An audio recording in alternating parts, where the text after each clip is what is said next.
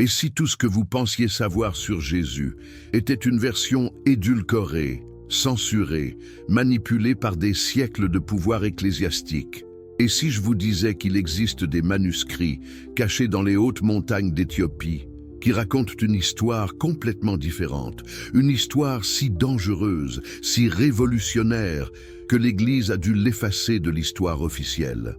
Attendez avant de partir. Ce que vous allez découvrir dans les prochaines minutes va bouleverser votre compréhension du christianisme, de Dieu, et peut-être même de votre propre nature. Mais avant de commencer cette plongée dans les secrets les plus gardés de l'histoire religieuse, si vous aimez les histoires qui inspirent, qui défient, qui transforment votre regard sur le monde, n'oubliez pas de vous abonner à cette chaîne. Parce qu'ici, nous ne faisons pas de la religion ordinaire, nous explorons les vérités que personne n'ose dire. D'ailleurs, dites-moi dans les commentaires, de quel pays nous regardez-vous en ce moment et quelle heure est-il chez vous? Je suis curieux de savoir jusqu'où cette vérité va voyager aujourd'hui. Et si vous êtes sur votre téléphone portable, donnez un petit coup de pouce à cette vidéo. Cela aide énormément à faire découvrir ce message à davantage de personnes qui en ont besoin. Imaginez la scène. Nous sommes au IVe siècle après Jésus-Christ. L'Empire romain qui avait persécuté les chrétiens pendant 300 ans vient de faire volte-face. Constantin, l'empereur qui a vu une croix dans le ciel avant une bataille décisive, a décidé que le christianisme serait désormais la religion d'État. Mais il y a un problème énorme. Les chrétiens ne sont pas d'accord entre eux. Des centaines de communautés dispersées de l'Espagne jusqu'à la Perse, de l'Égypte jusqu'aux confins de l'Éthiopie, pratiquent des versions différentes de la foi. Certains disent que Jésus était entièrement divin, d'autres qu'il était entièrement humain, d'autres encore, et c'est là que ça devient vraiment intéressant, enseignent quelque chose de beaucoup plus radical. Que Jésus n'était ni un Dieu séparé, ni un simple homme, mais une manifestation de ce que tous les êtres humains sont au plus profond d'eux-mêmes. Comment unifier un empire avec tant de vérités contradictoires? La réponse est simple, brutale, et a changé le cours de l'histoire pour les 2000 ans à venir.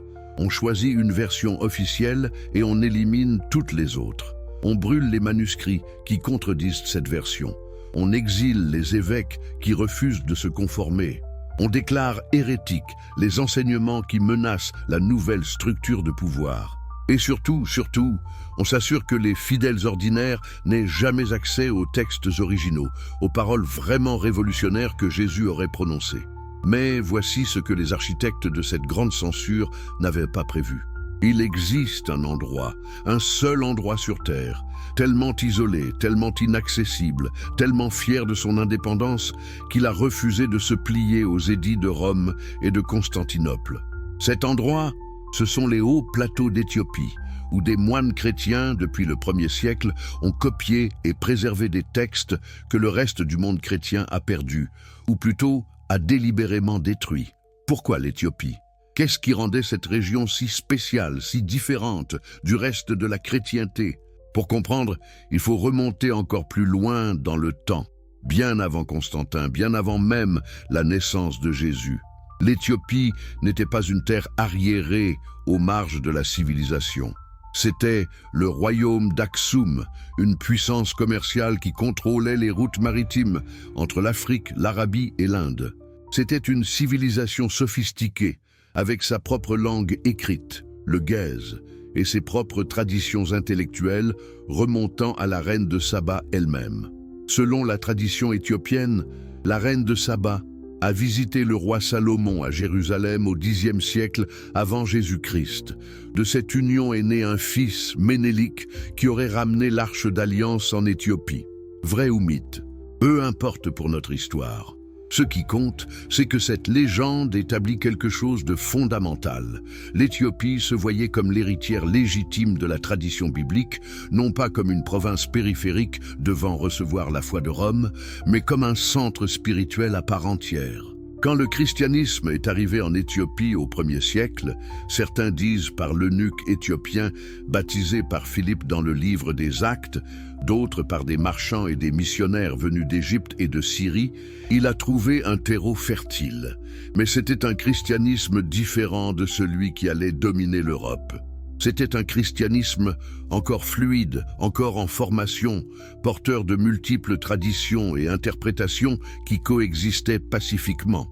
Les moines éthiopiens ont commencé à traduire les textes sacrés en guèze. Mais quels textes ont-ils traduits? Pas la Bible telle que nous la connaissons aujourd'hui, parce que cette Bible n'existait pas encore. Le canon officiel, la liste des livres considérés comme authentiquement inspirés, n'a été fixée qu'au IVe siècle, et même alors, différentes églises avaient des listes différentes. Les moines éthiopiens ont traduit tout ce qui leur semblait important.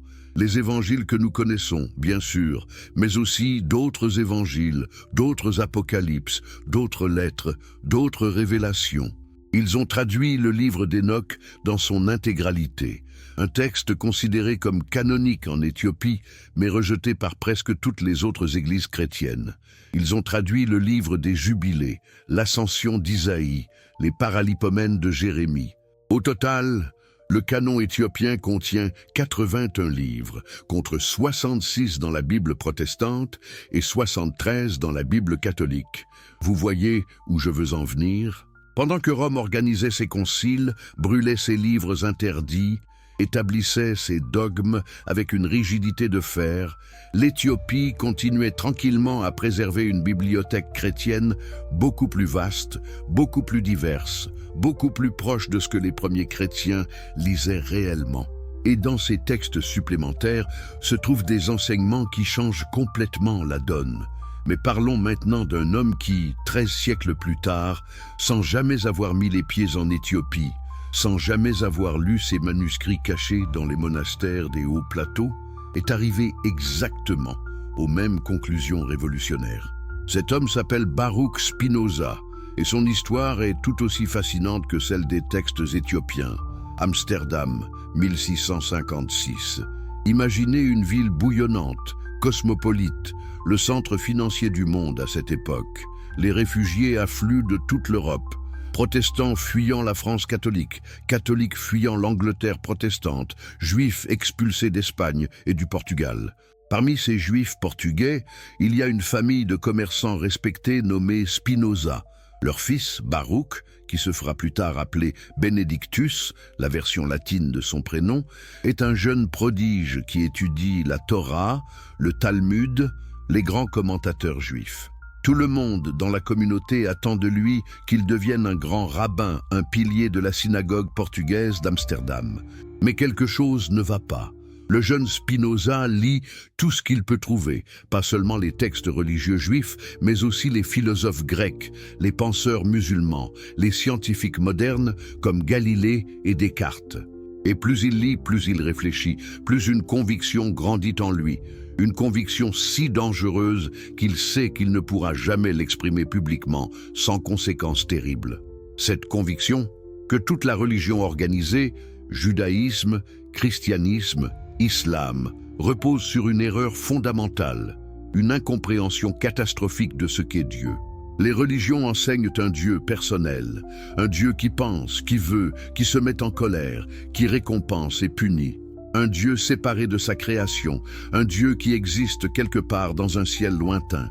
Mais pour Spinoza, cette vision est absurde, enfantine, anthropomorphique.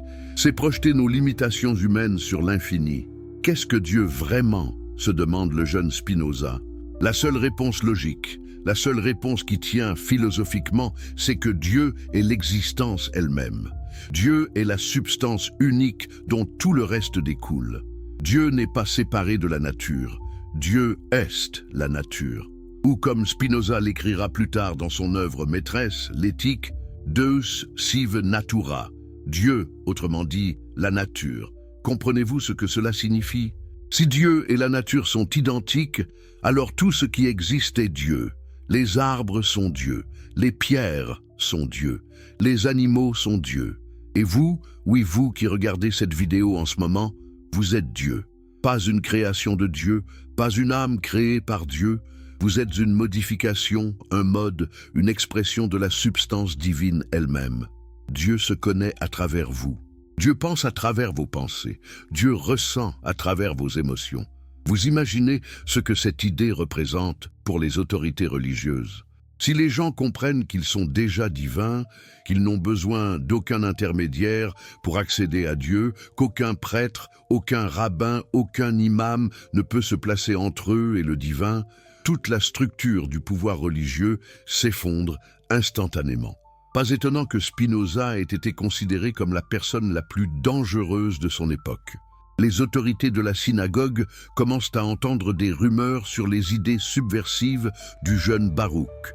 On lui propose de l'argent, une pension généreuse, s'il accepte de garder le silence, de faire semblant d'être orthodoxe en public, même s'il pense différemment en privé. Mais Spinoza refuse. L'intégrité intellectuelle, pour lui, vaut plus que la sécurité ou l'argent. Le 27 juillet 1656, la communauté juive d'Amsterdam prononce le hérem le plus sévère de son histoire. Un hérem, c'est l'excommunication juive, mais celui de Spinoza va plus loin que tous les autres. Il est maudit de jour et de nuit, en dormant et en veillant, en entrant et en sortant. Personne ne peut lui parler, faire affaire avec lui, lire ses écrits, ou même s'approcher de lui à moins de 4 coudées. Spinoza a 23 ans. Il perd sa famille, sa communauté, ses amis, son gagne-pain. Il est complètement seul. Mais au lieu de se rétracter, au lieu de demander pardon, il fait quelque chose d'extraordinaire. Il double la mise. Il quitte Amsterdam, s'installe dans une petite chambre à La Haye et consacre sa vie à écrire la vérité telle qu'il la voit, peu importe les conséquences. Savez-vous comment il gagne sa vie?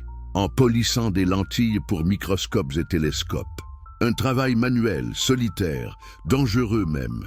La poussière de verre qu'il inhale quotidiennement va probablement contribuer à sa mort prématurée à 44 ans. Mais ce travail lui laisse du temps pour penser, pour écrire, pour développer le système philosophique le plus radical jamais conçu en Occident. Et maintenant, voici où ça devient vraiment fascinant. Pendant que Spinoza, dans sa petite chambre à La Haye, développe sa philosophie de Dieu comme substance unique, de l'immanence divine dans toute la nature, de l'impossibilité de séparer le Créateur de la création, pendant ce temps, dans les monastères éthiopiens à des milliers de kilomètres de là, des moines copient et préservent des manuscrits qui enseignent exactement la même chose. Mais ces manuscrits ne viennent pas de philosophes du XVIIe siècle. Ils prétendent rapporter les paroles de Jésus lui-même, prononcées 16 siècles plus tôt. Coïncidence? Convergence de la vérité à travers des chemins différents? Ou est-ce que Spinoza, avec sa raison pure, a simplement redécouvert ce que Jésus avait enseigné depuis le début, avant que l'Église ne censure ses paroles les plus radicales? Regardons maintenant de plus près ce que disent réellement ces textes éthiopiens. Prenons le livre d'Enoch, par exemple. Pendant des siècles, les érudits occidentaux pensaient que ce livre avait disparu, qu'il n'existait plus que dans quelques citations fragmentaires préservées par les premiers pères de l'Église. Mais en Éthiopie, il était là, complet, lu chaque dimanche dans les églises comme partie intégrante de la Bible. Le livre d'Enoch raconte l'histoire du patriarche qui marcha avec Dieu et fut enlevé au ciel sans connaître la mort. Mais ce n'est pas une histoire de séparation entre terrestre et céleste. Au contraire, Enoch apprend que ce que nous appelons ciel n'est pas un lieu différent, c'est une perception différente.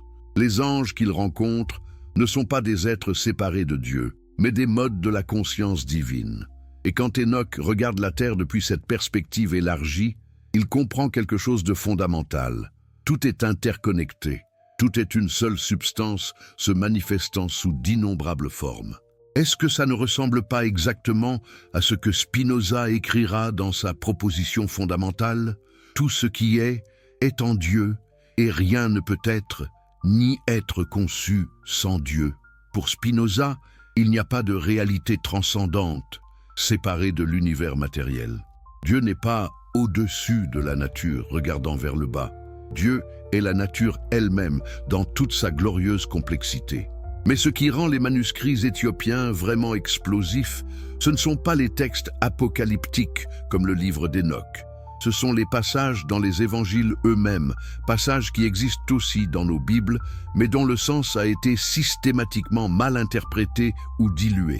La version éthiopienne de ces passages, préservée dans une traduction très ancienne, révèle des nuances que les traductions occidentales ont perdues ou délibérément obscurcies.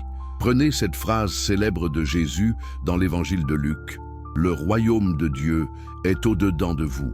Dans la tradition occidentale, cette phrase est souvent spiritualisée, transformée en une métaphore pieuse sur l'état moral de l'âme. Mais dans la compréhension éthiopienne, appuyée par les autres textes de leur canon étendu, cette phrase signifie quelque chose de beaucoup plus littéral et radical. Le divin n'est pas quelque chose que vous cherchez à l'extérieur, le divin est votre essence même. Vous n'avez pas besoin de monter au ciel pour trouver Dieu, parce que Dieu est la substance même de votre être. Les textes préservés en Éthiopie contiennent des enseignements où Jésus explique que chercher Dieu comme quelque chose d'extérieur à soi-même, c'est comme un poisson cherchant l'océan.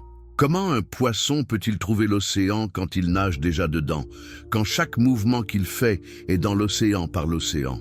De même, comment pouvez-vous trouver Dieu quand chaque pensée que vous pensez est Dieu pensant à travers vous?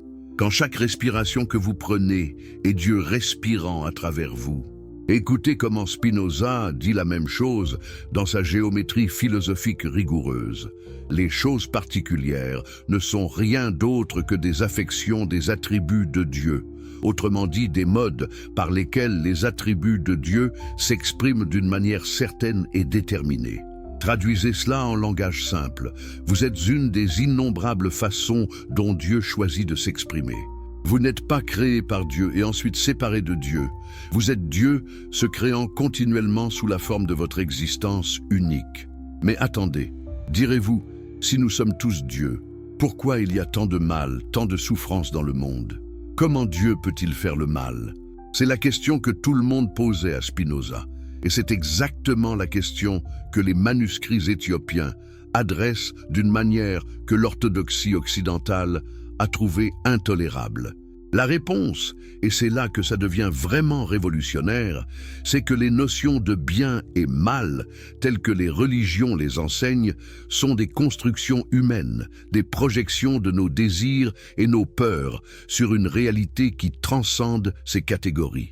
Pour Spinoza, tout ce qui existe est nécessairement bon dans le sens où tout ce qui existe exprime la perfection de Dieu selon sa nature propre. Un lion qui tue une gazelle n'est pas mauvais, il exprime simplement sa nature de lion. Le lion est Dieu sous forme de lion, agissant selon la nécessité de son être. Alors est-ce que tout est permis? Est-ce que cette philosophie mène au nihilisme moral? Absolument pas. Et c'est là que Spinoza et les textes éthiopiens convergent à nouveau de manière stupéfiante. Précisément parce que nous sommes des modes de Dieu, nous avons une nature essentielle, et agir contre cette nature, c'est agir contre Dieu en nous.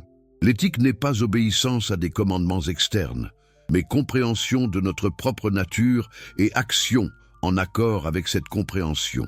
Les manuscrits éthiopiens contiennent des paraboles où Jésus enseigne que le péché n'est pas une offense contre un Dieu lointain qui tient un registre de nos fautes.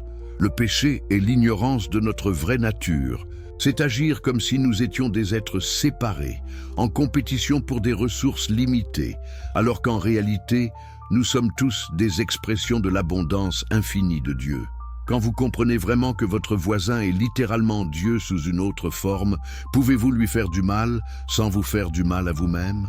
Quand vous comprenez que la nature entière est l'expression du divin, pouvez-vous la détruire sans détruire Dieu?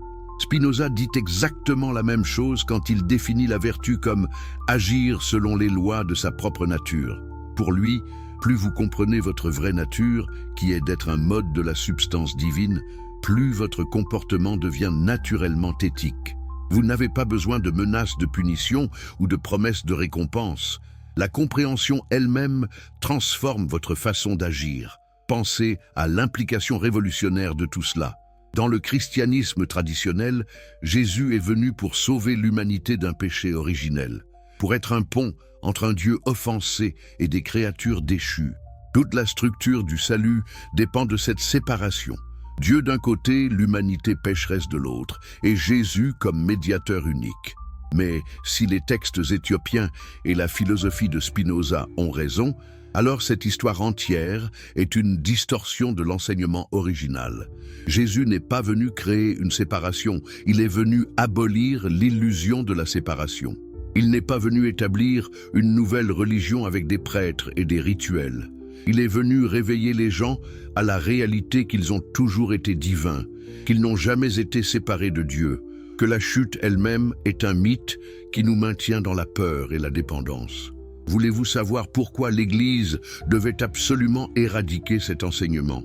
Parce qu'une Église qui enseigne que vous êtes déjà sauvés, que vous êtes déjà divins, que vous n'avez besoin d'aucun sacrement, d'aucun prêtre, d'aucune absolution extérieure, une telle Église ne peut pas exister. Elle n'a aucune raison d'être. Sa base de pouvoir s'évapore instantanément. C'est exactement ce qui s'est passé au IVe siècle. Quand Constantin a convoqué le concile de Nicée en 325, l'objectif officiel était de résoudre la controverse arienne sur la nature du Christ. Mais le vrai enjeu était beaucoup plus profond. Établir une orthodoxie qui permettrait à l'Église d'être l'intermédiaire obligatoire entre Dieu et les fidèles. Les textes qui enseignaient l'immanence divine directe, la divinité intrinsèque de chaque personne devaient être supprimés. Et c'est exactement ce qui s'est passé. Livre après livre a été déclaré apocryphe, hérétique, gnostique. Les copies ont été brûlées. Les gens qui continuaient à les lire ont été persécutés. Mais en Éthiopie, protégée par ses montagnes escarpées, par la distance géographique, par son indépendance politique farouche, la bibliothèque chrétienne complète a survécu. Les moines continuaient à copier les textes que Rome brûlait. Ils ne voyaient aucune contradiction entre l'évangile de Jean et le livre d'Hénoch. Pour eux, tout faisait partie de la révélation progressive de la vérité sur Dieu et l'humanité. Et maintenant, 13 siècles plus tard, Spinoza arrive aux mêmes conclusions par un chemin complètement différent. La raison pure. Il n'a pas besoin des manuscrits éthiopiens. Il n'a pas besoin des textes gnostiques. En appliquant simplement une logique rigoureuse aux attributs que tout le monde reconnaît à Dieu, infinité, éternité, perfection, unité absolue, il démontre que Dieu ne peut pas être séparé de la création. Un Dieu infini qui crée quelque chose en dehors de lui-même est une contradiction logique. Parce que s'il y a quelque chose en dehors de Dieu, alors Dieu n'est pas infini. Donc tout doit être en Dieu, tout doit être des modifications de la substance unique qui est Dieu. La publication de l'éthique de Spinoza en 1667, peu après sa mort, a provoqué un scandale qui a duré des siècles. Le livre a été immédiatement interdit dans presque tous les pays européens. Des générations de théologiens ont écrit des réfutations furieuses. Voltaire lui-même, pourtant critique acerbe du christianisme, a attaqué Spinoza comme étant trop radical. Le simple nom de Spinoza est devenu synonyme d'athéisme, même si Spinoza n'était pas du tout athée. Il parlait constamment de Dieu, il voyait Dieu partout. Son crime était de redéfinir Dieu d'une manière que les autorités religieuses ne pouvaient tolérer. Qu'aurait pensé Spinoza s'il avait su que, dans des monastères éthiopiens dont il n'avait jamais entendu parler, des moines préservaient des textes qui enseignaient exactement ce qu'il était en train de prouver philosophiquement? Qu'aurait-il pensé s'il avait lu les passages dans ces textes où Jésus explique que Dieu n'est pas un nom pour un être personnel, mais un nom pour la réalité unique qui sous-tend toutes les apparences, la substance dont nous sommes tous des modes temporaires? L'histoire ne nous donne pas cette rencontre. Mais nous, aujourd'hui, nous pouvons faire ce que ni Spinoza ni les moines éthiopiens ne pouvaient faire. Nous pouvons mettre côte à côte la sagesse préservée en Éthiopie et la philosophie développée en Hollande, et voir qu'elle pointe vers la même vérité transformatrice.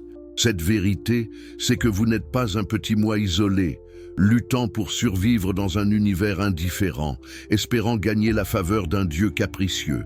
Vous êtes l'univers lui-même, prenant conscience de soi à travers la forme unique de votre existence. Vous êtes Dieu explorant ce que c'est que d'être vous. Chaque joie que vous ressentez est Dieu ressentant de la joie. Chaque larme que vous versez est Dieu versant des larmes. Chaque pensée que vous pensez est Dieu pensant. Et quand vous mourrez, les textes éthiopiens et Spinoza sont d'accord là-dessus aussi. Votre forme particulière se dissoudra, mais l'essence de ce que vous êtes, qui est la substance divine elle-même, est éternelle et indestructible. La mort n'est que la transformation d'un mode en d'autres modes. Dieu ne perd rien quand une vague retourne à l'océan. Est-ce que vous commencez à comprendre pourquoi cet enseignement devait être caché? Pourquoi l'Église a dû inventer le péché originel, l'enfer éternel, le salut exclusif à travers ses sacrements? Parce qu'un enseignement qui libère complètement les gens de la peur, qui abolit toute hiérarchie spirituelle, qui rend chacun directement connecté au divin sans intermédiaire, un tel enseignement est la fin de toute institution religieuse basée sur le pouvoir et le contrôle. Mais la vérité a une façon étrange de survivre. Elle survit dans les manuscrits cachés. Elle survit dans les philosophies interdites. Elle survit dans les expériences mystiques que les gens ont à travers les siècles, même quand ces expériences contredisent ce qu'on leur a enseigné. Et maintenant, elle arrive jusqu'à vous, à travers cette vidéo, à travers ces mots qui vous invitent à questionner tout ce que vous pensiez savoir sur Dieu, sur vous-même, sur la nature de la réalité elle-même. Alors je vous le demande encore, de quel pays nous regardez-vous ? Quelle heure est-il dans votre partie du monde en ce moment précis où ces idées entrent dans votre conscience? Parce que c'est Dieu, à travers vous, en train de redécouvrir sa propre nature. C'est Dieu en train de se souvenir de lui-même après des siècles d'oubli orchestrés. La prochaine partie de notre voyage nous emmènera encore plus profond dans les implications pratiques de cette révélation. Parce que comprendre intellectuellement que vous êtes Dieu est une chose. Mais comment vivez-vous cette réalité au quotidien? Comment transformez-vous cette connaissance en expérience directe? C'est là que les pratiques préservées dans la tradition éthiopienne et les méditations philosophiques de Spinoza se rejoignent pour nous offrir un chemin concret vers l'illumination.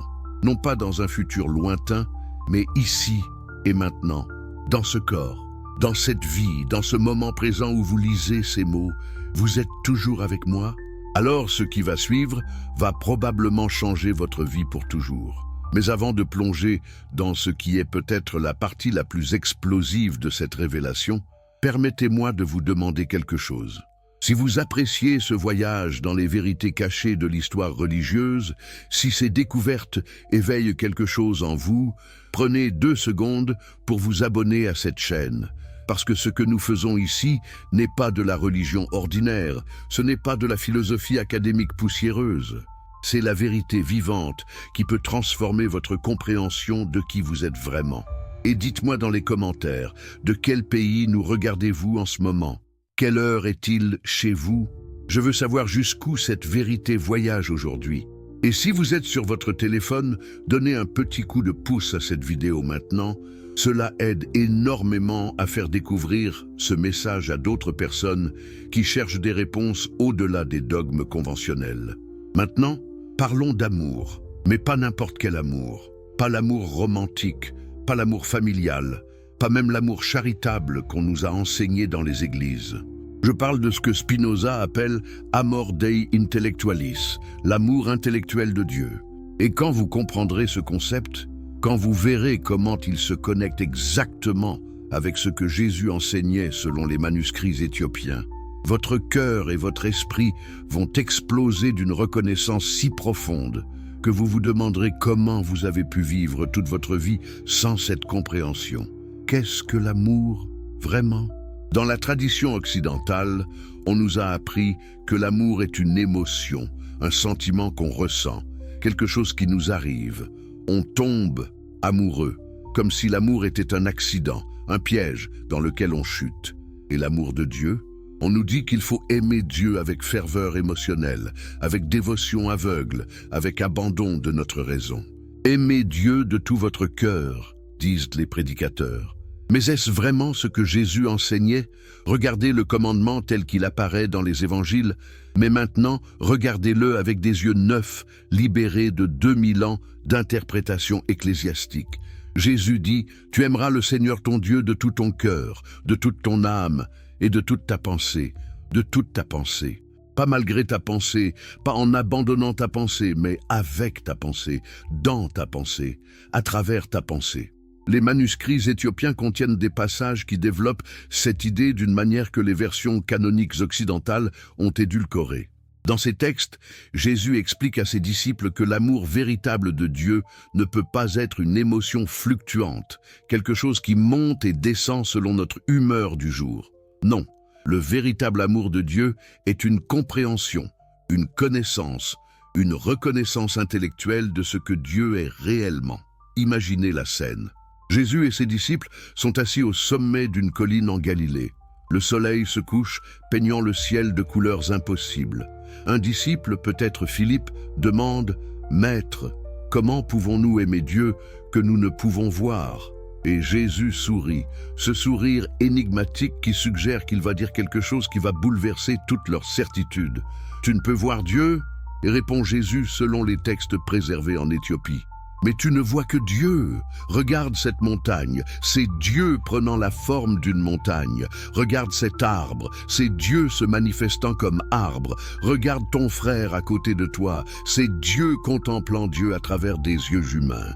Et quand tu comprends cela, vraiment comprends cela avec toute ta pensée, alors naît en toi un amour qui ne peut jamais diminuer, parce qu'il n'est pas basé sur l'émotion, mais sur la connaissance. Est-ce que vous voyez où ça mène ?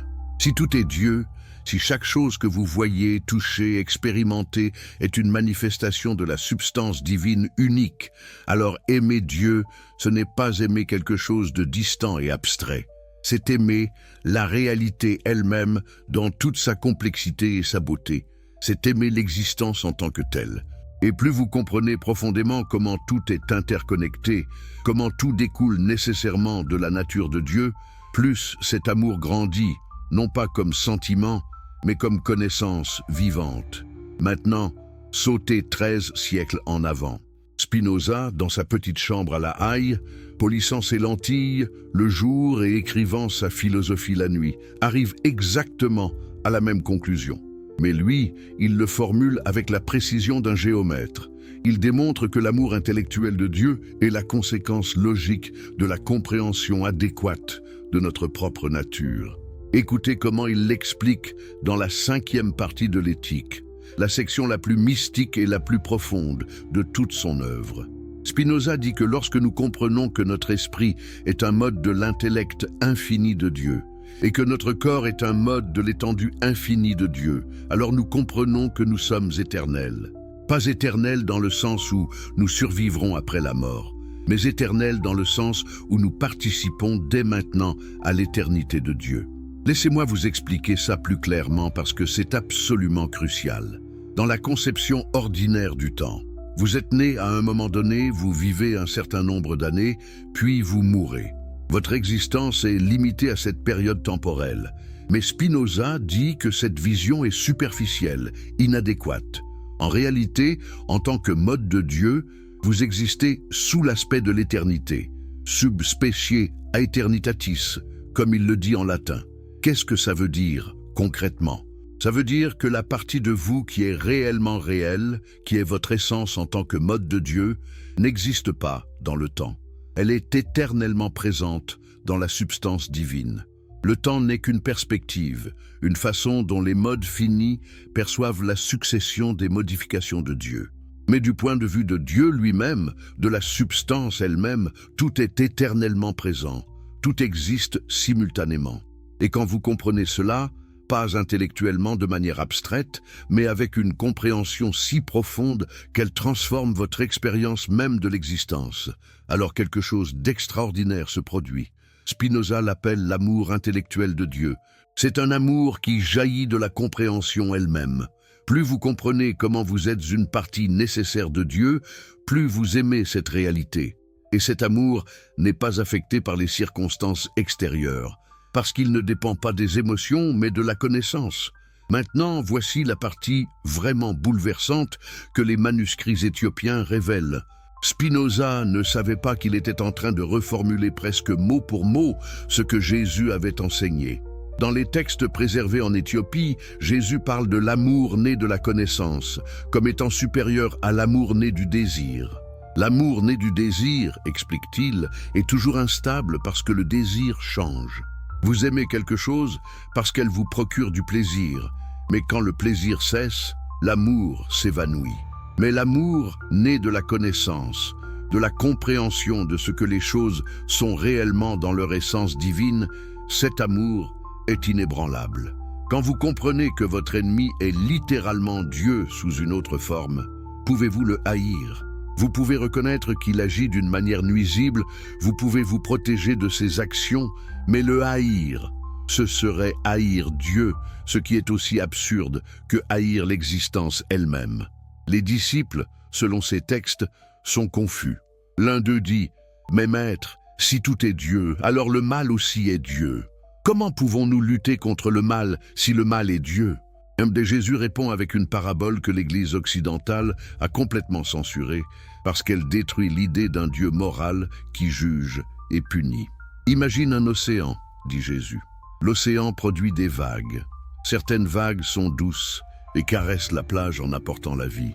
D'autres vagues sont des tempêtes qui détruisent les bateaux et noient les marins.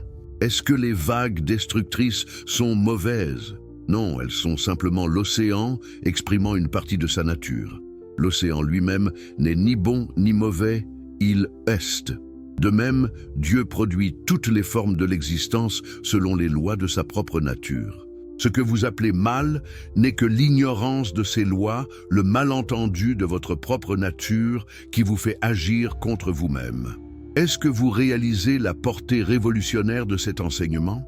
Si le mal n'est qu'ignorance, alors le remède n'est pas la punition, mais l'éducation.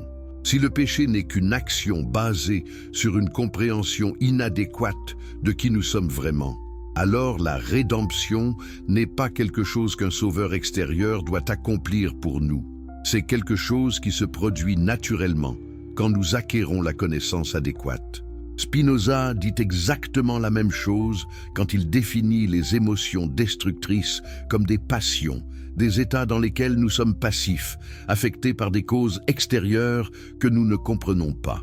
Quand nous comprenons les causes de nos émotions, quand nous comprenons que nous sommes des modes de Dieu agissant selon notre nature, alors les passions se transforment en actions, des états dans lesquels nous sommes actifs, agissant depuis notre propre essence, plutôt que d'être ballottés par des forces extérieures.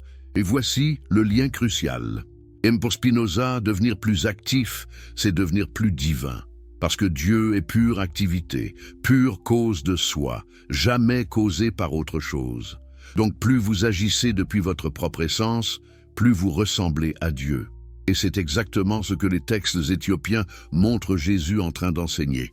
Soyez parfaits comme votre Père céleste est parfait ne signifie pas atteindre une perfection morale impossible, mais devenir pleinement actif, pleinement conscient, pleinement aligné avec votre nature divine. Mais comment fait-on cela? Comment passe-t-on de la compréhension intellectuelle à l'expérience vivante? C'est là que l'histoire devient vraiment pratique et transformatrice. Les manuscrits éthiopiens contiennent des descriptions de pratiques contemplatives que Jésus enseignait à ses disciples, des pratiques qui ont été complètement effacées de la tradition occidentale parce qu'elles rendaient les prêtres superflus. Une de ces pratiques est ce que les textes appellent « contemplation de l'unité ». Jésus enseignait à ses disciples à s'asseoir en silence et à contempler une seule vérité. « Je suis en Dieu, et Dieu est en moi, et tout est un ». Pas comme un mantra vide répété mécaniquement, mais comme une investigation profonde. Qu'est-ce que ça signifie vraiment? Comment est-il possible que je sois en Dieu et Dieu en moi simultanément? En contemplant cette question avec toute l'intensité de leur être, les disciples commençaient à avoir des aperçus directs, des expériences de dissolution des frontières entre soi et le reste de l'existence. Les textes décrivent comment certains disciples, pendant ces méditations, ressentaient soudainement que leur corps devenait transparent, que la lumière divine brillait à travers eux, que la séparation entre intérieur et extérieur s'effondrait. Vous pensez peut-être que ce sont des métaphores poétiques, mais écoutez ce que Spinoza dit sur le même sujet. Pour lui, quand nous atteignons le plus haut niveau de connaissance, ce qu'il appelle la connaissance intuitive ou science intuitive, nous expérimentons directement notre unité avec Dieu. Cette connaissance n'est pas abstraite, elle est vécue. C'est une certitude immédiate, plus certaine que n'importe quelle preuve logique, parce que c'est l'expérience directe de la substance divine connaissant sa propre nature à travers notre esprit. Et le résultat de cette expérience ? Spinoza le dit clairement, de cette troisième sorte de connaissance naît nécessairement l'amour intellectuel de Dieu. Vous ne pouvez pas ne pas aimer quand vous expérimentez directement que vous êtes une expression de l'infini, que votre existence est nécessaire et éternelle dans la substance de Dieu. Cette connaissance produit ce que Spinoza appelle béatitude, un état de joie stable, inébranlable, qui ne dépend de rien d'extérieur.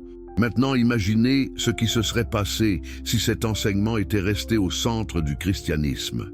Imaginez une religion où le but n'est pas d'obéir à des commandements pour éviter la punition, mais d'acquérir la connaissance qui produit naturellement l'amour et la joie. Imaginez des églises, non pas comme des lieux de culte à un Dieu distant, mais comme des écoles de contemplation où les gens apprendraient à expérimenter directement leur unité avec le divin. Mais ce n'est pas ce qui s'est passé. Pourquoi ? Parce qu'une telle religion ne peut pas maintenir une hiérarchie de pouvoir. Si chacun peut accéder directement à Dieu, à travers sa propre contemplation, à travers le développement de sa propre connaissance, alors à quoi servent les prêtres ? À quoi servent les évêques, les papes, toute la structure ecclésiastique ? Les manuscrits éthiopiens contiennent un passage extraordinaire où Jésus avertit explicitement ses disciples de ce qui va arriver après sa mort. « Des hommes viendront, dit-il, qui transformeront mes enseignements en chaînes. Ils diront que vous avez besoin d'eux pour accéder à Dieu. Ils créeront des rituels et diront que sans ces rituels, vous ne pouvez être sauvés. Ils vous enseigneront à avoir peur de Dieu plutôt qu'à reconnaître que vous êtes Dieu. Mais souvenez-vous de ce que je vous ai enseigné.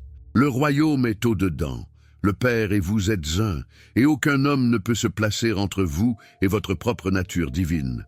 Est-ce que ce passage existe dans nos Bibles? Non. Il a été supprimé, effacé, perdu, ou plutôt caché. Caché mais préservé en Éthiopie, où l'Église était assez indépendante pour résister aux édits de Rome, où les moines copiaient fidèlement tous les textes anciens sans se soucier de savoir s'ils étaient orthodoxes ou non. Et qu'est-il arrivé à Spinoza quand il a tenté de ressusciter cet enseignement au XVIIe siècle? Il a été excommunié par les Juifs, condamné par les catholiques, attaqué par les protestants. Son nom est devenu synonyme d'hérésie. Ses livres ont été interdits. Des philosophes qui osaient se réclamer de lui risquaient leur carrière, leur réputation, parfois leur liberté. Mais voici ce qui est fascinant. Malgré toute cette opposition, les idées de Spinoza ont survécu. Elles ont influencé les Lumières, le romantisme allemand, la philosophie moderne. Einstein disait croire au Dieu de Spinoza. Des penseurs aussi divers que Hegel, Nietzsche, Freud ont tous reconnu leur dette envers lui. Pourquoi ? Parce que la vérité a une force propre. Même supprimée, censurée, déformée, elle continue à émerger à travers les fissures du consensus officiel. Parlons maintenant d'un événement spécifique des évangiles qui prend une signification complètement différente quand on le lit à travers le prisme des textes éthiopiens et de la philosophie de Spinoza. La transfiguration. Vous connaissez l'histoire telle qu'elle est racontée dans les évangiles canoniques. Jésus emmène Pierre, Jacques et Jean sur une haute montagne. Là, il est transfiguré devant eux. Son visage brille comme le soleil, ses vêtements deviennent d'un blanc éblouissant. Moïse et Élie apparaissent et parlent avec lui. Pierre, terrifié et émerveillé, propose de construire 3 tentes. Puis une voix du ciel proclame « Celui-ci est mon fils bien-aimé, écoutez-le ». Dans l'interprétation traditionnelle, cet événement prouve la divinité unique de Jésus. Lui seul peut briller ainsi, lui seul est le Fils de Dieu, lui seul mérite l'adoration. Les disciples ne sont que des témoins passifs de sa gloire transcendante. Mais est-ce vraiment ce que l'événement signifiait? Est-ce vraiment ce que Jésus voulait que ses disciples comprennent? La version éthiopienne de cet événement, préservée dans des textes qui développent le récit canonique, raconte une histoire radicalement différente. Selon ces textes, la transfiguration n'était pas unique à Jésus. Au moment où Jésus a commencé à briller, Pierre, Jacques et Jean ont également ressenti quelque chose d'extraordinaire se produire en eux. Leurs propres corps ont commencé à émettre une lumière subtile. Ce n'était pas aussi intense que celle de Jésus, parce qu'ils étaient encore des débutants dans cette pratique. Mais c'était là. Ils pouvaient le sentir, cette énergie divine, pulsant à travers chaque cellule de leur être. Pourquoi cette partie de l'histoire a-t-elle été supprimée? Parce qu'elle suggère que la transfiguration n'est pas un miracle unique, prouvant la divinité exclusive de Jésus, mais un état accessible à tous ceux qui comprennent leur vraie nature. Jésus ne brillait pas pour montrer qu'il était différent d'eux. Il brillait pour leur montrer ce qu'ils étaient capables de devenir, ce qu'ils étaient déjà potentiellement. Les textes éthiopiens décrivent comment, après être descendu de la montagne, Jésus a expliqué à ses disciples ce qui s'était passé. « Vous avez vu, leur dit-il, que le corps lui-même est lumière. Tout ce qui existe est lumière divine, solidifiée. Quand vous comprenez cela, quand vous voyez directement que votre corps n'est pas de la chair morte mais de l'énergie vivante de Dieu, alors le corps devient transparent à sa propre source. C'est ce que vous avez expérimenté sur la montagne. Comparez maintenant cela avec ce que Spinoza enseigne sur le corps. Dans la tradition chrétienne, le corps est souvent vu comme une prison, quelque chose dont l'âme doit s'échapper pour atteindre Dieu. Mais Spinoza rejette complètement ce dualisme. Pour lui, le corps et l'esprit ne sont pas deux substances différentes, mais deux attributs de la même substance divine. Le corps n'est pas inférieur à l'esprit.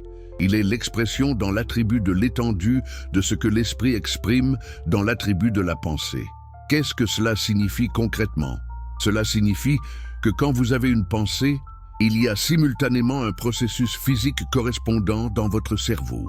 Ce ne sont pas deux événements causalement reliés. La pensée ne cause pas le processus cérébral et le processus cérébral ne cause pas la pensée. Ce sont deux expressions parallèles du même événement unique dans la substance de Dieu.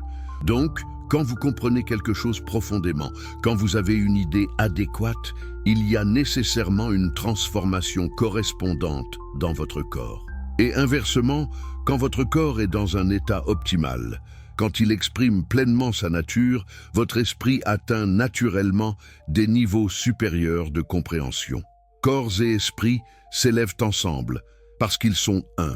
C'est exactement ce que décrit la transfiguration dans les textes éthiopiens. Quand les disciples ont eu l'aperçu direct de leur unité avec Dieu, leurs corps ont automatiquement répondu en devenant lumineux. Ce n'était pas un miracle surnaturel violant les lois de la nature. C'était la nature elle-même s'exprimant à un niveau plus fondamental. Et qu'en est-il de Moïse et Élie apparaissant sur la montagne? L'interprétation traditionnelle dit que c'étaient leurs esprits revenant du royaume des morts. Mais les textes éthiopiens suggèrent quelque chose de beaucoup plus profond. Moïse et Élie, en tant que modes éternels de Dieu, n'ont jamais cessé d'exister. Ils existent toujours, éternellement présents dans la substance divine. Ce que les disciples ont vu n'étaient pas des fantômes du passé, mais la reconnaissance que le passé et le présent sont des illusions de la perspective temporelle. Du point de vue de l'éternité, Moïse, Élie, Jésus et eux-mêmes coexistent simultanément dans la présence éternelle de Dieu. Spinoza aurait parfaitement compris cette vision. Pour lui, l'éternité n'est pas une durée infinie. Ce n'est pas le temps s'étendant indéfiniment dans le futur. L'éternité est l'absence complète de temps, ou plutôt, c'est la dimension dans laquelle tous les temps coexistent. Quand nous comprenons que nous sommes des modes éternels de Dieu, nous comprenons que nous existons maintenant et toujours dans cette dimension éternelle, même si notre perspective temporelle nous fait croire que nous sommes limités à un moment particulier. Mais revenons à la question centrale. Pourquoi l'Église devait-elle absolument cacher ses enseignements? Nous avons déjà touché à cette question, mais maintenant nous pouvons aller beaucoup plus profond. Ce n'était pas simplement une question de pouvoir, bien que le pouvoir ait certainement joué un rôle. C'était quelque chose de plus fondamental. C'était une question de contrôle de la réalité elle-même. Pensez à ce qu'implique l'enseignement éthiopien spinoziste. Si Dieu et nature sont identiques, alors il n'y a pas de miracle dans le sens d'intervention divine violant les lois naturelles. Tout ce qui se passe selon les lois nécessaires de la nature divine. Cela signifie qu'aucune institution ne peut prétendre avoir un accès spécial à un pouvoir surnaturel. Aucun prêtre ne peut prétendre transformer réellement le pain et le vin en corps et sang du Christ, parce qu'une telle transformation violerait les lois de la nature, ce qui est impossible si Dieu et nature sont un. Est-ce que vous voyez pourquoi c'était si dangereux? L'Église catholique base son autorité sur le pouvoir sacramentel, le pouvoir de transformer réellement, miraculeusement, les éléments de l'Eucharistie. Si ce pouvoir est une illusion, si c'est juste un rituel symbolique sans efficacité surnaturelle réelle, alors sur quoi repose l'autorité spéciale de l'Église? De même, si le péché n'est qu'ignorance et pas offense contre un Dieu personnel, alors le sacrement de confession perd son pouvoir. Le prêtre ne peut pas vraiment absoudre vos péchés parce que vos actions malvenues étaient simplement le résultat d'une compréhension inadéquate de votre nature. La rédemption vient de la connaissance, pas de l'absolution ecclésiastique. Et le baptême? Dans la vision traditionnelle, vous êtes nés dans le péché originel, marqué par la faute d'Adam et Ève. Seul le baptême peut laver ce péché et vous rendre acceptable à Dieu. Mais si la chute n'a jamais eu lieu, si vous n'avez jamais été séparés de Dieu, alors le baptême perd son efficacité salvifique. Il peut être un beau rituel symbolique, une cérémonie d'entrée dans une communauté, mais il ne vous sauve pas parce que vous n'avez jamais été perdu. Vous comprenez maintenant pourquoi ces enseignements devaient être éradiqués? Une église sans sacrement efficace n'est plus une église dans le sens traditionnel. C'est au mieux une école philosophique, une communauté d'apprentissage. Et ça, c'est exactement ce que Spinoza proposait implicitement. Son traité théologico-politique suggère que la vraie piété consiste en justice et charité, pas en adhésion à des dogmes ou participation à des rituels. La religion devrait être une pratique éthique basée sur la compréhension rationnelle, pas un système de contrôle basé sur la peur et la superstition. Les autorités ont parfaitement compris la menace.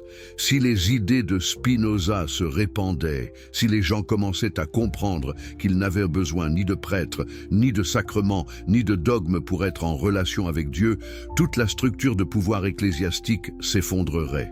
Et avec elle, une grande partie du pouvoir politique de l'époque, parce que l'Église et l'État étaient profondément entrelacés au XVIIe siècle. C'est pourquoi Spinoza a été si violemment attaqué.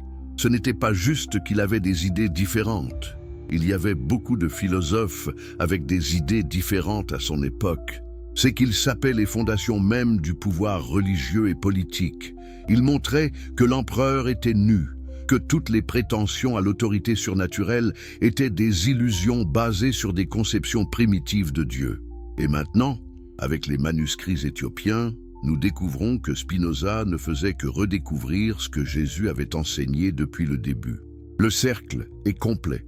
L'enseignement original, censuré par l'Église, ressurgit à travers la raison pure d'un philosophe excommunié et maintenant révélé par des textes préservés dans les montagnes d'Afrique. Alors, où en sommes-nous maintenant? Que faisons-nous de cette connaissance? C'est la question que nous devons explorer dans notre conclusion finale, où nous verrons comment cet enseignement ancien-moderne peut transformer non seulement votre compréhension intellectuelle, mais votre vie quotidienne, votre façon d'être dans le monde, votre expérience même de l'existence. Parce qu'au final, la connaissance qui ne transforme pas la vie n'est qu'information morte. La vraie connaissance, la connaissance adéquate dont parlent Jésus et Spinoza, est vivante, vibrante, transformatrice. Vous êtes arrivés jusqu'ici, Et ça signifie que quelque chose en vous reconnaît la vérité de ce que nous explorons. Avant d'aller plus loin dans ce qui sera peut-être la révélation la plus pratique et transformatrice de tout ce que nous avons découvert, laissez-moi vous poser une question. Êtes-vous prêt à changer complètement votre façon de vivre? Parce que ce n'est pas juste de la philosophie abstraite que nous discutons ici, c'est votre vie, votre expérience quotidienne, votre façon de respirer, de penser, d'aimer. Si vous trouvez de la valeur dans ce voyage vers la vérité cachée, abonnez-vous maintenant à cette chaîne. Nous continuons à explorer les enseignements qui ont été trop dangereux pour être autorisés, les vérités qui peuvent libérer votre esprit des chaînes millénaires de la peur et du contrôle. Et dites-moi, d'où nous regardez-vous aujourd'hui? Quel pays? Quelle heure est-il chez vous en ce moment où ces mots entrent dans votre conscience? Si vous êtes sur votre téléphone, prenez une seconde pour donner un coup de pouce à cette vidéo. Ça aide vraiment à propager ce message à d'autres chercheurs de vérité. Parlons maintenant de quelque chose de concret, de tangible, de pratique. Comment vivez-vous cette réalité au quotidien? Comment transformez-vous la compréhension que vous êtes Dieu en une expérience vécue? Les manuscrits éthiopiens et les écrits de Spinoza ne sont pas des traités théoriques destinés à rester sur des étagères poussiéreuses. Ce sont des manuels de transformation existentielle. Imaginez que vous vous réveillez demain matin. Les premiers rayons du soleil filtrent à travers votre fenêtre. Normalement, que se passe-t-il? Vous ouvrez les yeux. Vous pensez immédiatement à toutes les choses que vous devez faire, les problèmes que vous devez résoudre, les inquiétudes qui vous attendent. Vous vous identifiez immédiatement avec ce petit moi, cette personnalité limitée avec tous ses soucis et ses peurs. Mais que se passerait-il si, au lieu de cela, vous vous réveilliez avec la conscience directe que vous êtes Dieu s'éveillant à travers cette forme particulière? Les textes éthiopiens décrivent une pratique quotidienne que Jésus enseignait à ses disciples les plus avancés. Chaque matin, avant de faire quoi que ce soit d'autre, il devait s'asseoir en silence et contempler cette vérité. Avant que je pense « je », Dieu est. Avant que je sente mon corps, Dieu est. Le « je » que je ressens est Dieu ressentant à travers cette forme. Ce n'était pas une affirmation positive moderne, pas un mantra vide. C'était une investigation radicale de la nature de la conscience elle-même. Essayez maintenant, même en regardant cette vidéo, demandez-vous qui est en train de regarder, qui est conscient de ces mots. Quand vous dites « je suis conscient », qu'est-ce que ce « je » exactement? Pouvez-vous le trouver? Pouvez-vous pointer vers lui? Ou est-ce qu'il y a juste de la conscience, sans centre, sans limite? Et cette conscience est Dieu lui-même, connaissant à travers la forme de votre existence. Spinoza exprime cette même pratique dans un langage philosophique. Dans les dernières propositions de l'éthique, il décrit comment l'esprit éternel, la partie de nous qui est un mode éternel de Dieu, peut devenir conscient de lui-même. Cette conscience n'est pas quelque chose que nous créons par effort, c'est quelque chose que nous découvrons qui a toujours été là. C'est comme si vous viviez dans une maison toute votre vie, en pensant que vous n'aviez qu'une seule pièce. Et soudain, vous découvrez une porte cachée qui mène à une cathédrale immense qui était là depuis le début. Cette découverte change tout. Les textes éthiopiens racontent comment les disciples qui pratiquaient cette contemplation quotidiennement commençaient à expérimenter ce qu'ils appelaient la vision double. Ils pouvaient simultanément se voir comme des personnes individuelles avec des corps et des histoires, eux comme des expressions de la substance divine unique. Ce n'était pas de la schizophrénie spirituelle, c'était la reconnaissance que ces deux perspectives sont vraies à des niveaux différents. Vous êtes Jean, fils de Zébédée, pêcheur de Galilée, avec vos peurs et vos espoirs particuliers.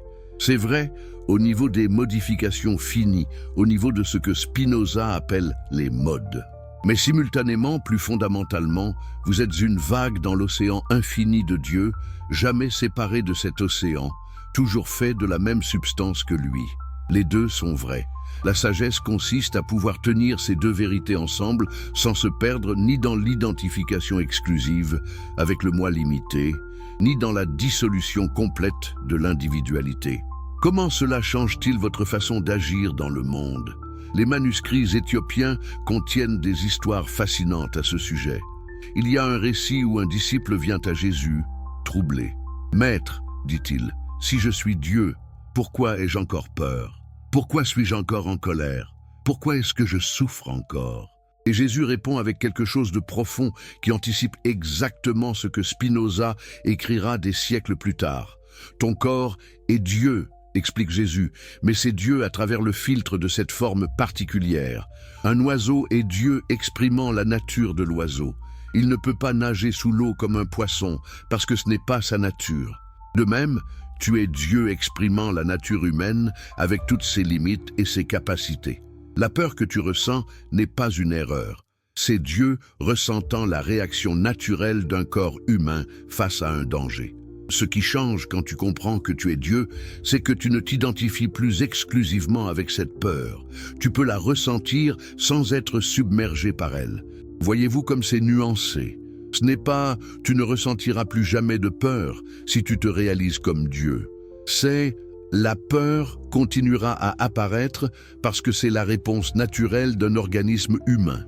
Mais tu ne seras plus esclave de cette peur parce que tu sais que tu es infiniment plus vaste qu'elle. » Spinoza dit exactement la même chose quand il parle de comment les émotions continuent à affecter le sage. Mais le sage n'est plus dominé par elles parce qu'il comprend leur cause. Prenons un exemple concret. Imaginez que quelqu'un vous insulte gravement, vous humilie publiquement. La réaction naturelle est la colère, le désir de représailles, la douleur émotionnelle. Si vous niez ces sentiments, si vous essayez de les réprimer en vous disant « je suis au-dessus de ça, je suis spirituel », vous créez juste plus de souffrances refoulées. Mais si vous comprenez vraiment que vous êtes Dieu expérimentant l'humiliation à travers cette forme humaine particulière, quelque chose de fascinant se produit. D'abord, vous pouvez ressentir pleinement la colère sans jugement. C'est Dieu ressentant la colère. Il n'y a pas de honte là-dedans, pas de « je ne devrais pas ressentir ça », mais simultanément, vous voyez que la personne qui vous a insulté est aussi Dieu sous une autre forme, agissant selon sa nature et ses conditionnements du moment. Vous n'excusez pas le comportement.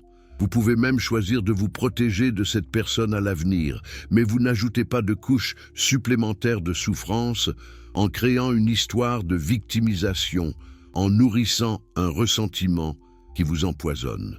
Les textes éthiopiens racontent une histoire remarquable à ce sujet. Un jour, Jésus et ses disciples marchaient dans un village samaritain. Les Samaritains, comme vous le savez peut-être, haïssaient les Juifs. Et vice-versa. Des villageois ont commencé à jeter des pierres sur le groupe. Jacques et Jean, furieux, ont dit à Jésus, « Maître, veux-tu que nous commandions au feu de descendre du ciel et de les consumer ?» Cette histoire est dans Luc, mais la version éthiopienne contient la réponse détaillée de Jésus qui manque dans nos Bibles. « Vous ne comprenez pas de quel esprit vous êtes, dit Jésus d'abord, et cette partie est dans Luc. Mais ensuite, selon les manuscrits éthiopiens, il continue. Vous voyez leur haine et vous voulez répondre par la violence. Mais regardez plus profondément. Leur haine vient de la peur. Leur peur vient de l'ignorance. Leur ignorance vient du fait qu'ils ne savent pas qui ils sont vraiment. Si vous répondez à leur violence par la violence, vous renforcez l'illusion de séparation. Mais si vous pouvez voir que c'est Dieu, confus et effrayé, jetant des pierres sur Dieu, alors compassion naît naturellement, pas comme devoir moral, mais comme reconnaissance de votre identité partagée. Est-ce que vous voyez la différence radicale avec la morale conventionnelle? La morale conventionnelle dit « Tu dois aimer tes ennemis parce que c'est ce que Dieu commande, et si tu ne le fais pas, tu seras puni. » Mais l'enseignement de Jésus dans les textes éthiopiens, confirmé par Spinoza, dit quelque chose de complètement différent. Quand tu comprends vraiment que ton ennemi est Dieu sous une autre forme, l'amour, ou au moins la compassion, apparaît naturellement. Ce n'est pas un devoir imposé de l'extérieur, mais une reconnaissance de ce qui est. Spinoza développe cette idée de manière systématique quand il montre comment toutes les vertus découlent naturellement de la compréhension adéquate. La générosité n'est pas un sacrifice douloureux quand vous comprenez que donner à l'autre, c'est donner à Dieu, donc à vous-même, dans votre nature la plus profonde. L'humilité n'est pas s'avilir, mais reconnaître que votre pouvoir individuel est minuscule comparé au pouvoir infini de Dieu, dont vous êtes une expression. Le courage n'est pas l'absence de peur, mais l'action malgré la peur, basée sur la compréhension que votre essence éternelle ne peut jamais être détruite. Mais parlons maintenant de quelque chose que beaucoup de gens trouvent le plus difficile à accepter, la mort. Comment cette compréhension transforme-t-elle votre relation avec la mort, avec la fin de cette existence individuelle? Les religions conventionnelles offrent des histoires rassurantes sur le paradis, la réincarnation, la vie après la mort. Mais sont-elles vraies? Et si oui, de quelle manière? Les manuscrits éthiopiens contiennent un enseignement de Jésus sur la mort qui est radicalement différent de ce que l'Église enseigne. Selon ces textes, un disciple a demandé « Maître, qu'arrive-t-il quand nous mourrons? Où allons-nous » Et Jésus a répondu avec quelque chose qui scandaliserait la plupart des chrétiens modernes. « Où allez-vous » a-t-il dit. « Nulle part, parce que vous n'êtes jamais allé quelque part en premier lieu. Vous êtes comme une vague demandant où elle ira quand elle retournera à l'océan. La vague ne va nulle part. Elle n'a jamais été séparée de l'océan. Sa forme change, mais l'eau dont elle est faite est toujours l'océan. De même, quand ce corps meurt, la forme de votre individualité se dissout, mais la substance de ce que vous êtes, qui est Dieu, ne va nulle part parce qu'elle est déjà partout. Attendez, direz-vous, est-ce que ça signifie que mon individualité disparaît complètement? Que je cesse d'exister? C'est là que ça devient vraiment subtil, et c'est là que Spinoza apporte une clarification philosophique cruciale. Pour Spinoza, votre essence éternelle continue à exister dans la substance de Dieu, même après la mort du corps. Mais cette essence n'est pas votre personnalité, vos mémoires, vos préférences. Ces choses sont liées au corps et disparaissent avec lui. Votre essence éternelle est quelque chose de plus fondamental. C'est l'idée que Dieu a de votre corps, et cette idée est éternelle. Qu'est-ce que cela signifie concrètement? Imaginez que vous êtes un personnage dans un roman. Pendant que vous lisez le roman, le personnage semble vivre dans le temps, naître, grandir, mourir. Mais du point de vue de l'auteur, le personnage existe éternellement dans le texte complet du roman. Quand vous lisez la page où le personnage meurt, le personnage continue d'exister dans les pages précédentes que vous avez déjà lues. Le personnage existe éternellement dans l'esprit de l'auteur comme une idée complète. De même, vous existez éternellement dans l'esprit de Dieu comme une idée complète. Votre naissance et votre mort ne sont que des points de vue limités sur une existence qui est éternellement présente dans la substance divine. Quand votre corps meurt, vous ne allez pas quelque part. Vous réalisez simplement que vous avez toujours été dans l'éternité. Vous l'avez juste temporairement oublié en vous identifiant exclusivement avec la perspective temporelle. Les textes éthiopiens décrivent comment Jésus enseignait à ses disciples à méditer sur leur propre mort, non pas de manière morbide, mais comme pratique de libération. « Meurs avant de mourir », leur disait-il, « et alors tu découvriras que tu ne peux pas mourir. » Ce que cela signifiait pratiquement, c'était s'asseoir en silence et imaginer le moment de la mort, le dernier souffle, le corps devenant froid, la conscience se dissipant. Et alors se demander qu'est-ce qui reste, qu'est-ce qui était là avant la naissance et qui sera là après la mort. Les disciples qui pratiquaient cela sérieusement rapportaient des expériences extraordinaires. Ils ressentaient qu'une dimension de leur être était complètement intouchée par la naissance et la mort, une dimension qui avait toujours été là, calme, immobile, infinie. C'était comme découvrir qu'en plus d'être un personnage dans le film, vous étiez aussi l'écran sur lequel le film était projeté, et l'écran n'est jamais affecté par ce qui se passe dans le film. Spinoza arrive à la même conclusion par son analyse rigoureuse. Il démontre que l'esprit humain ne peut être absolument détruit avec le corps, mais il en reste quelque chose qui est éternel. Ce quelque chose n'est pas une âme immortelle dans le sens religieux traditionnel, c'est notre participation à l'intellect infini de Dieu. Dans la mesure où nous comprenons, où nous avons des idées adéquates, nous participons à l'éternité de Dieu. Et cette participation ne commence pas après la mort. Elle est déjà là, maintenant, si seulement nous pouvons la reconnaître. Alors comment vivez-vous votre vie quotidienne avec cette compréhension? Les manuscrits éthiopiens contiennent des instructions pratiques détaillées qui forment ce qu'on pourrait appeler une éthique de l'immanence. C'est très différent de l'éthique conventionnelle basée sur des commandements et des interdictions. Premièrement, il y a ce que les textes appellent la pratique de voir Dieu partout. Ce n'est pas une métaphore pieuse, c'est un entraînement littéral de la perception. Vous vous asseyez et vous regardez un arbre. Au lieu de voir juste un arbre, vous contemplez. Cet arbre est Dieu se manifestant comme arbre. L'énergie qui pousse ses branches vers le haut est l'énergie divine. Les racines qui s'enfoncent dans la terre sont Dieu s'enracinant. La photosynthèse qui se produit dans ses feuilles est Dieu transformant la lumière en vie. Vous faites cela encore et encore avec différents objets, différentes personnes, différentes situations. Graduellement, votre perception change. Vous commencez à voir spontanément le divin dans tout. Ce n'est pas que vous projetez quelque chose qui n'est pas là, c'est que vous enlevez les filtres conceptuels qui vous empêchaient de voir ce qui a toujours été là. Deuxièmement, il y a la pratique de l'action sans ego. Les textes expliquent que quand vous agissez en sachant que c'est Dieu agissant à travers vous, l'anxiété de performance disparaît. Vous n'êtes plus attaché aux résultats de vos actions parce que vous comprenez que les résultats sont aussi des manifestations de Dieu, se déployant selon des lois qui dépassent votre contrôle individuel. Vous faites de votre mieux. Vous agissez selon votre nature, mais vous n'êtes pas écrasé par le poids de croire que tout dépend de votre petit moi. Spinoza systématise cela dans sa théorie de la liberté. Pour lui, la vraie liberté n'est pas le libre arbitre absolu, cette notion est une illusion. La vraie liberté est comprendre les causes de vos actions et agir en accord avec votre nature essentielle, plutôt que d'être ballotté par des forces extérieures que vous ne comprenez pas. Quand vous comprenez que vous êtes Dieu agissant nécessairement selon votre nature, vous êtes libre, même si vous êtes déterminé, parce que vous agissez depuis votre propre essence et non sous contrainte externe. Troisièmement, les textes éthiopiens enseignent l'équanimité face aux paires d'opposés. Plaisir et douleur, gain et perte, louange et blâme, succès et échec, toutes ces paires d'opposés sont des vagues sur l'océan de Dieu.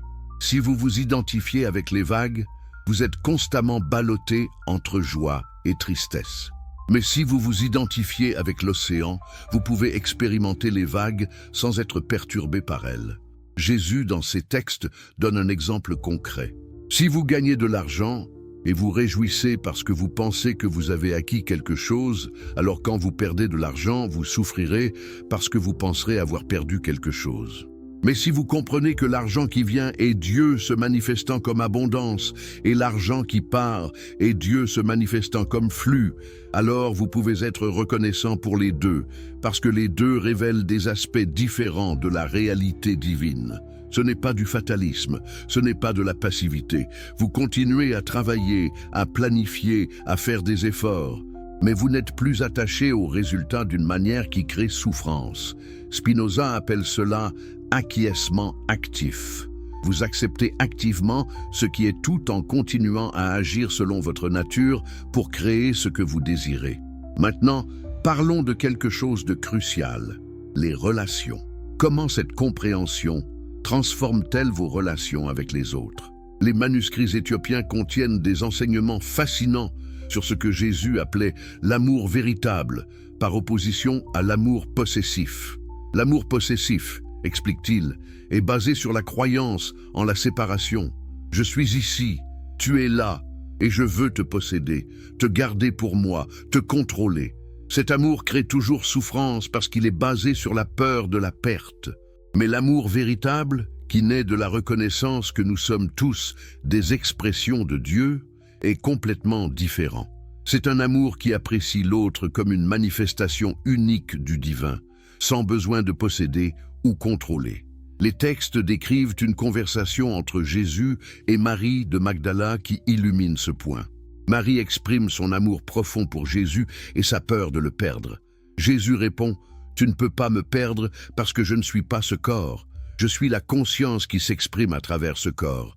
Et cette conscience est aussi la conscience qui s'exprime à travers toi. Quand tu me regardes, tu regardes toi-même dans un miroir différent. Quand tu m'aimes, tu aimes ta propre nature divine reflétée. Est-ce que cela rend l'amour moins personnel, moins intime? Au contraire, quand vous aimez quelqu'un en reconnaissant qu'il est une manifestation unique et irremplaçable de Dieu, votre amour devient infiniment plus profond que si vous l'aimiez simplement comme un objet séparé qui satisfait vos besoins. Vous l'aimez pour ce qu'il est en essence, pas pour ce qu'il peut vous donner. Spinoza développe cette idée dans ses propositions sur l'amour. Pour lui, l'amour véritable est toujours amour de Dieu, même quand il semble dirigé vers des objets particuliers. Quand vous aimez vraiment quelqu'un, vous aimez Dieu, se manifestant sous cette forme particulière. Et cet amour ne peut pas se transformer en haine, parce que même si la forme change, même si la personne vous déçoit ou vous quitte, vous continuez à aimer la substance divine qui était la source de votre amour initial. Mais maintenant, nous devons aborder la question qui brûle dans l'esprit de beaucoup de gens. Si tout cela est vrai, pourquoi n'en avons-nous pas entendu parler avant ? Pourquoi ces enseignements ont-ils été si complètement effacés de la conscience collective? Et surtout, quelles forces ont œuvré pendant des siècles pour maintenir cette censure? L'histoire de la suppression est longue et complexe, mais nous pouvons tracer certains moments clés. Le premier grand tournant, comme nous l'avons déjà mentionné, a été le Concile de Nicée en 325. Mais ce n'était que le début. Au cours des siècles suivants, des conciles successifs ont continué à affiner et durcir l'orthodoxie. Le concile de Constantinople en 381, le concile d'Éphèse en 431, le concile de Chalcédoine en 451, chacun de ces événements a été une occasion d'éliminer des perspectives qui ne correspondaient pas à la vision officielle émergente. Mais l'événement peut-être le plus significatif pour notre histoire s'est produit au VIe siècle, sous l'empereur Justinien.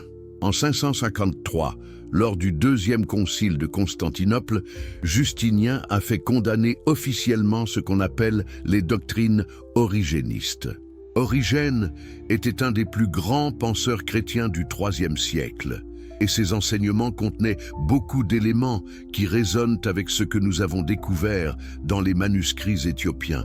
Origène enseignait que toutes les âmes préexistaient avant leur incarnation dans des corps physiques. Or, il enseignait une forme d'universalisme, que finalement, toutes les âmes, même celles du diable, seraient réconciliées avec Dieu. Il enseignait que l'enfer n'était pas un lieu de punition éternelle, mais un état temporaire de purification. Et plus important encore, il enseignait que la Bible devait être interprétée allégoriquement, pas littéralement, et que la compréhension spirituelle profonde était accessible à tous ceux qui cherchaient sérieusement. Pourquoi ces enseignements devaient-ils être condamnés? Parce qu'ils donnaient trop de pouvoir aux individus.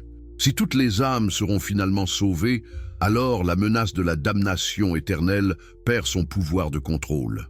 Si la Bible doit être interprétée spirituellement par chaque lecteur, alors l'autorité de l'Église pour imposer une interprétation unique est menacée. Si l'enfer n'est pas éternel, alors où est l'urgence de se soumettre à l'autorité ecclésiastique maintenant? Après la condamnation d'Origène, une vague de destruction de textes a balayé le monde chrétien. Tous les écrits qui contenaient des idées similaires ont été recherchés et brûlés. Les bibliothèques des monastères ont été purgées. Les moines qui refusaient de détruire ces textes ont été punis, exilés, parfois exécutés. Mais comme nous l'avons découvert, l'Éthiopie était trop éloignée, trop indépendante pour être complètement contrôlée par ces édits impériaux. Les moines éthiopiens ont continué à copier leurs textes anciens, ignorant largement les controverses doctrinales qui agitaient le reste du monde chrétien. Pour eux, tous ces textes faisaient partie de l'héritage sacré transmis depuis les apôtres, et ils ne voyaient aucune raison de les détruire. Avançons rapidement de 1000 ans. Nous sommes au XVIe siècle, l'époque de la réforme protestante. Luther, Calvin et les autres réformateurs protestants ont courageusement défié l'autorité du pape et ont insisté sur le droit de chaque croyant à lire et interpréter la Bible par lui-même. C'était révolutionnaire et cela a changé le cours de l'histoire. Mais voici ce que peu de gens réalisent. Les réformateurs ont maintenu, voire renforcé, beaucoup des doctrines de contrôle que l'Église catholique avait établies. Le péché originel, la damnation éternelle, la séparation absolue entre Dieu et l'humanité, toutes ces doctrines sont restées centrales dans la théologie protestante. En fait, Calvin a développé la doctrine de la prédestination qui rendait le contrôle divin encore plus absolu et arbitraire que dans le catholicisme. Pourquoi ? Parce que même les réformateurs, aussi courageux qu'ils aient été dans leur défi à l'autorité papale, ne pouvaient pas imaginer un christianisme sans ces doctrines fondamentales. Remettre en question le péché originel, remettre en question la séparation entre Dieu et humanité, remettre en question la nécessité d'un sauveur externe. Cela aurait été aller trop loin, même pour les réformateurs les plus radicaux. C'est pourquoi Spinoza, un siècle après la Réforme, a été tout aussi violemment rejeté par les protestants que par les catholiques. Il remettait en question, non pas des détails de doctrine, mais les fondations mêmes sur lesquelles toute religion organisée repose. Il disait que Dieu n'est pas un être personnel séparé qui juge et punit. Il disait que les miracles sont impossibles parce qu'ils violeraient les lois de la nature, qui sont les lois de Dieu. Il disait que les prophètes n'avaient pas accès à une connaissance surnaturelle, mais exprimaient simplement leur imagination vive dans le langage de leur époque. Pour dire ces choses, au XVIIe siècle, demandait un courage extraordinaire. Spinoza savait qu'il serait rejeté, attaqué, peut-être même physiquement menacé. On raconte qu'un jour, quelqu'un a essayé de le poignarder dans la rue. Le couteau a déchiré son manteau, mais n'a pas touché sa chair. Spinoza a gardé ce manteau déchiré pour le reste de sa vie comme rappel des dangers de dire la vérité. Mais il a continué. Pourquoi ? Parce qu'il avait vu la vérité. Et une fois que vous avez vraiment vu la vérité, vous ne pouvez plus prétendre ne pas la voir. C'est impossible. C'est comme si quelqu'un vous montrait que 2 plus 2 égale 4. Et ensuite, tout le monde autour de vous insistait que 2 plus 2 égale 5. Vous ne pouvez tout simplement pas vous forcer à croire le mensonge. Peu importe combien de gens le répètent, peu importe combien de pression ils mettent sur vous. Les manuscrits éthiopiens contiennent une prophétie attribuée à Jésus qui est étrangement appropriée ici. Un temps viendra, dit-il, où la vérité que j'enseigne sera enterrée sous des couches de dogmes et de doctrines. Mais elle ne peut jamais être complètement éteinte. Dans chaque génération, il y aura quelques-uns qui verront à travers les mensonges, qui reconnaîtront leur propre nature divine, qui oseront parler même face au rejet et à la persécution. Et graduellement, génération après génération, la vérité émergera de nouveau, jusqu'à ce que finalement l'humanité soit prête à l'entendre. Sommes-nous à ce moment maintenant ? Est-ce que l'humanité est finalement prête à entendre que nous sommes tous divins, que nous n'avons jamais été séparés de Dieu, que le salut n'est pas quelque chose à gagner, mais quelque chose à reconnaître? Les signes suggèrent que oui. Partout dans le monde, les gens quittent les religions organisées non pas parce qu'ils deviennent athées, mais parce qu'ils cherchent une spiritualité plus authentique, plus directe, plus basée sur l'expérience personnelle que sur le dogme imposé. La découverte et la traduction des manuscrits éthiopiens au XXe siècle, notamment le livre d'Enoch, qui a été traduit en langue européenne pour la première fois au XIXe siècle, ont ouvert une fenêtre sur ce christianisme alternatif que l'orthodoxie avait essayé d'effacer. De même, la redécouverte de Spinoza au XIXe siècle par des philosophes comme Hegel, Schelling et les romantiques allemands a commencé à briser les tabous qui entouraient ces idées. Aujourd'hui, nous pouvons enfin mettre toutes ces pièces ensemble. Nous pouvons voir comment l'enseignement original de Jésus sur l'immanence divine, préservé en Éthiopie, correspond exactement à la philosophie rationnelle développée par Spinoza. Nous pouvons voir comment ces deux sources, séparées par le temps et l'espace, pointent vers la même vérité transformatrice. Alors que faisons-nous maintenant avec cette connaissance? Comment vivons-nous dans le monde avec cette compréhension? Voici quelques suggestions pratiques basées sur les textes éthiopiens et les écrits de Spinoza. Premièrement, cultivez ce que les textes appellent conscience témoin. À travers votre journée, pratiquez à observer vos pensées et émotions sans vous identifier complètement avec elles. Remarquez qu'il y a une conscience qui observe les pensées, et cette conscience est plus vaste que n'importe quelle pensée particulière. C'est votre essence divine, toujours présente, toujours calme, jamais touchée par les fluctuations de la vie mentale et émotionnelle. Deuxièmement, cherchez Dieu dans l'ordinaire. Vous n'avez pas besoin d'expériences mystiques extraordinaires, de visions, de révélations surnaturelles. Dieu est là dans la sensation de l'eau sur votre peau quand vous vous lavez les mains. Dieu est là dans le goût de votre nourriture. Dieu est là dans la fatigue que vous ressentez à la fin d'une longue journée. La vie ordinaire est déjà divine quand vous avez les yeux pour la voir. Troisièmement, agissez depuis votre nature essentielle. Spinoza enseigne que votre nature essentielle est votre conatus, votre effort pour persévérer dans l'être et augmenter votre puissance d'agir. Quand vous agissez depuis ce centre, vous agissez en tant que Dieu. Posez-vous constamment, cette action augmente-t-elle ma puissance d'agir ou la diminue-t-elle? M'aide-t-elle à devenir plus pleinement moi-même ou me fragmente-t-elle? Quatrièmement, cultivez ce que les textes éthiopiens appellent « joie sans cause ». La joie ordinaire est toujours causée par quelque chose d'externe. Vous êtes joyeux parce que vous avez obtenu ce que vous vouliez. Mais il existe une joie plus profonde qui jaillit simplement de reconnaître que vous existez, que vous êtes une expression de l'infini. Cette joie est toujours disponible, indépendante des circonstances externes, parce qu'elle est basée sur ce que vous êtes, pas sur ce que vous avez. Cinquièmement, servez Dieu en servant le monde. Puisque tout est Dieu, servir les autres, c'est littéralement servir Dieu.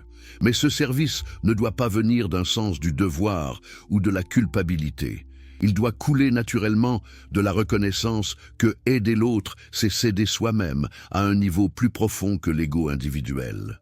Les manuscrits éthiopiens contiennent une dernière instruction de Jésus à ses disciples avant ce que les textes appellent son retour à la source. Ce n'est pas la même chose que l'ascension telle que décrite dans les Actes des Apôtres. C'est quelque chose de plus subtil, de plus mystérieux. Jésus leur dit « Je pars, mais je ne vous laisse pas. Comment pourrais-je vous laisser quand nous sommes un ?» Chaque fois que vous reconnaissez votre propre nature divine, c'est moi en vous qui reconnais. Chaque fois que vous aimez avec l'amour né de la connaissance, c'est moi en vous qui aime. Je serai avec vous toujours parce que je ne suis pas ce corps individuel.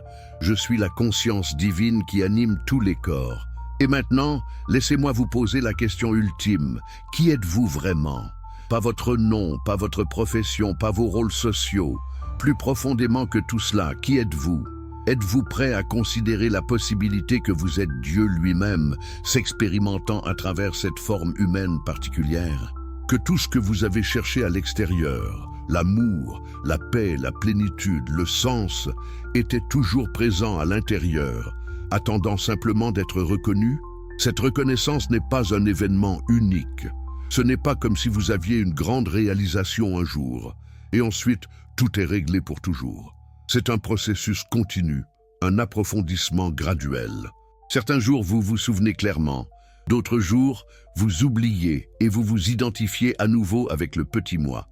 C'est normal, c'est humain. Le chemin spirituel n'est pas une ligne droite vers le haut, c'est une spirale, revenant encore et encore aux mêmes vérités à des niveaux de compréhension toujours plus profonds. Les textes éthiopiens enseignent que Jésus lui-même a passé par ce processus.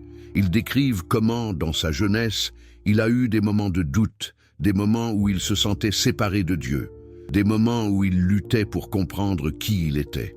Ce n'est que graduellement, à travers des années de pratiques contemplatives, d'études et d'expériences, qu'il est arrivé à la réalisation stable de son unité avec le Père.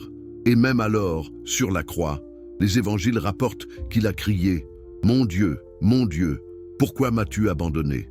Peut-être était-ce un moment d'oubli temporaire, un retour à la perspective de séparation sous l'intensité de la souffrance physique. Mais, selon les textes éthiopiens, ces dernières paroles n'étaient pas « c'est accompli » dans le sens de « c'est fini ». Elles étaient « c'est accompli » dans le sens de « la démonstration est complète ». Par sa vie et sa mort, il avait démontré que même la pire souffrance, même la mort elle-même, ne peuvent toucher votre essence divine.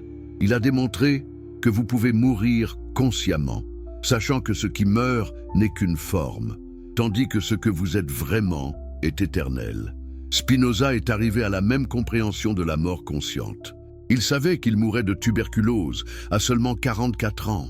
Dans ses derniers jours, il a continué à travailler calmement sur sa philosophie, recevant des visiteurs, répondant à des questions, sans trace de peur ou de regret.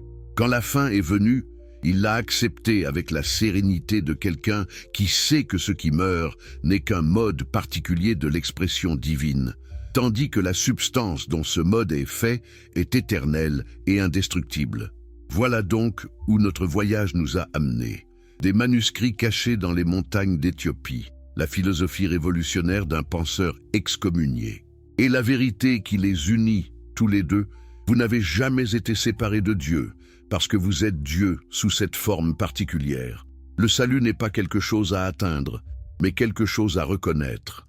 L'enfer n'est pas un lieu de punition éternelle, mais l'état d'ignorance de votre vraie nature. Le paradis n'est pas un royaume futur, mais la reconnaissance présente de votre unité avec l'infini. Cette vérité a été cachée, censurée, déformée pendant des siècles, mais elle n'a jamais été complètement éteinte. Elle a survécu en Éthiopie. Elle a ressurgi à travers Spinoza. Elle a été gardée vivante par les mystiques de toutes les traditions qui ont eu l'expérience directe de l'unité divine. Et maintenant, elle arrive jusqu'à vous, à travers cette vidéo, à ce moment précis de votre vie. La question n'est pas de savoir si c'est vrai. Votre propre expérience vous le dira, si vous êtes prêt à vraiment investiguer. La question est, qu'allez-vous faire avec cette connaissance? Allez-vous la rejeter parce qu'elle contredit ce qu'on vous a enseigné? Allez-vous l'intellectualiser sans la vivre? Ou allez-vous oser plonger dans la pratique réelle, la contemplation réelle, l'investigation réelle de qui vous êtes vraiment? Le chemin n'est pas facile. Vous ferez face au doute, à la résistance de votre conditionnement, peut-être même à l'opposition de ceux qui vous entourent. Mais chaque pas sur ce chemin vous libère un peu plus.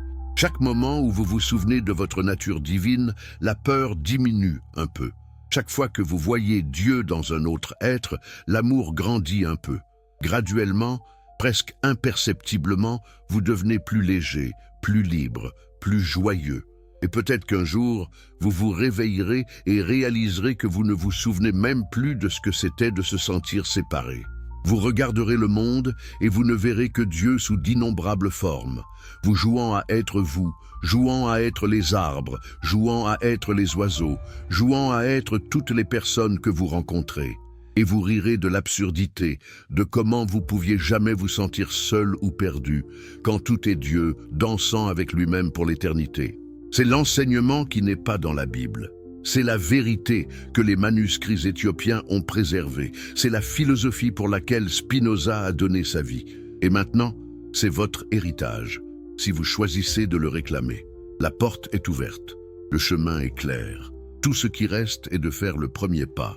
Reconnaître, juste pour un instant, la possibilité que vous êtes infiniment plus que vous avez jamais osé imaginer.